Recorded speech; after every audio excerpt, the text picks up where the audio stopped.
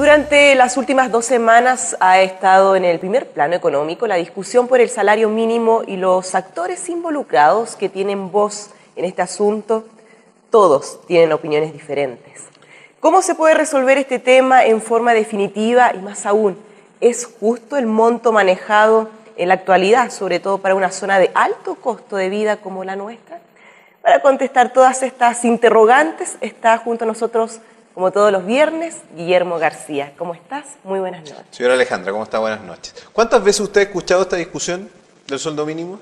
Muchas veces. Una vez al año, al menos. Por lo menos. Desde la vuelta a la democracia, o sea, desde el año 90 en adelante, todos los años estamos con esta función. Todos los años. Usted se preguntará, bueno, pero tiene que haber algún parámetro, alguna forma. Claro, el parámetro de negociación es la presión.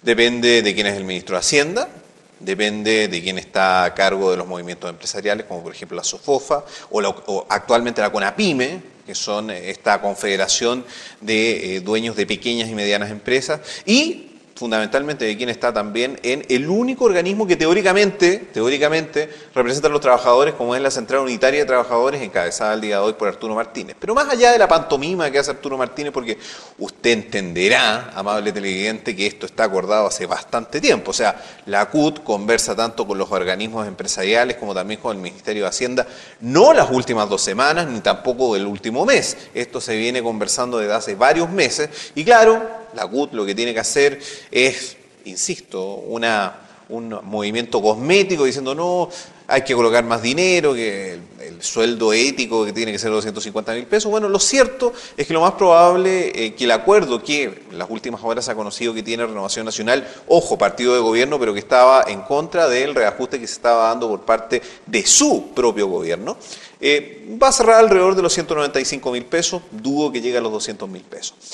¿Cuál es el argumento para no tener un sueldo mínimo superior a esto? Sobre todo porque el sueldo mínimo va en directo beneficio fundamentalmente de las personas que no tienen capacitación, de aquellas personas que están recién entrando al mundo laboral.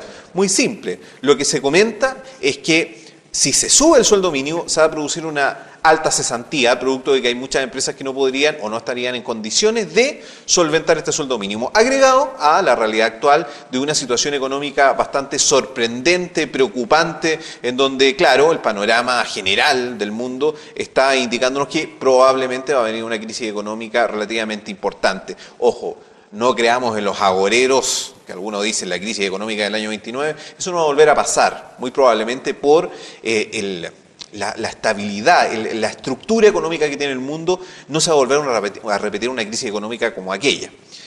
Pero más allá de la falta de visión política de parte de todos los actores, desde esta tribuna hemos criticado muchas veces a la clase política y esta oportunidad lo volveremos a hacer, tiene que haber una forma de acordar un salario mínimo que tenga un parámetro objetivo. O sea, no puede ser que todos los años se esté discutiendo este tema, que unos gobiernos dan 5.000 pesos, que otro gobierno da 6.000 pesos, que otro gobierno da 16.000 pesos. ¿En base a qué?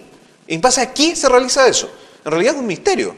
O sea, depende, parece, de la muñeca política que tenga el ministro, depende de la muñeca política que tenga cierto partido con su bancada del Parlamento. O sea, es absurdo. O sea, estamos viviendo una discusión todos los años que en realidad no tiene ningún sentido. Tiene que establecerse un mecanismo relacionado obviamente con la inflación, relacionado con algunos elementos externos y fundamentalmente con algunas propuestas que a mí me parecen muy interesantes. El sueldo mínimo muchas veces hace poco, fundamentalmente porque está relacionado con productos de la canasta básica. La canasta básica es donde se calcula el IPC, entre otras cosas. Esos productos de la canasta básica no deberían tener, por ejemplo, IVA. Ahí inmediatamente el sueldo mínimo de redondeamos 200.000 pesos, 195 que probablemente va a quedar, inmediatamente el nivel de ingresos de una persona que tiene el sueldo mínimo va a aumentar. ¿Por qué? Porque van a haber productos de primera necesidad que no va a estar pagando el 19% de impuestos, en este caso el IVA. Ahora, en el caso de nuestra zona, esta situación es más compleja aún. Yo me recuerdo que usted, estimado Felipe Ward, diputado de la República, representante nuestro en el Parlamento, en plena campaña dijo que una de sus propuestas era crear un IPC local. Y fíjate, Alejandro, que me pareció una idea fantástica. ¿Por qué? Porque si nosotros midiésemos el alza del costo de la vida aquí en Calama, yo te puedo asegurar que no tiene ninguna relación con lo que se ve a nivel central. El costo de la vida acá es mucho más alto que en la zona central y mucho más alto que en la mayor parte del país. Es cierto, hay mayores ingresos, pero hay muchas personas, entre ellas puede que muchos de nuestros televidentes, de la gente que nos está viendo esta hora en su casa, que justamente gana el sueldo mínimo. ¿Se puede vivir, estimada Alejandra, con 195.000 pesos menos los descuentos legales? Porque recordemos eso, o sea, no son 195.000 pesos para el bolsillo, es un 20% menos. ¿Se puede vivir con eso? A mí me parece que no. En consecuencia, para concluir, dos cuestiones. La primera, hay que establecer un parámetro objetivo anual que nos ahorre esta discusión absurda del Parlamento. Y en segundo término, debería existir, sobre todo en zonas extremas, como esta provincia y otras, una diferenciación en cuanto al cálculo del sueldo mínimo. ¿Por qué? Porque el costo de la vida acá es mucho, mucho más alto y no todos trabajan en la gran minería del cobre para tener sueldos millonarios y poder solventar los altos costos que significa vivir en esta zona. Así es. Muchas gracias, Guillermo. Nos reencontramos el próximo viernes. Que tengas un excelente fin de semana largo.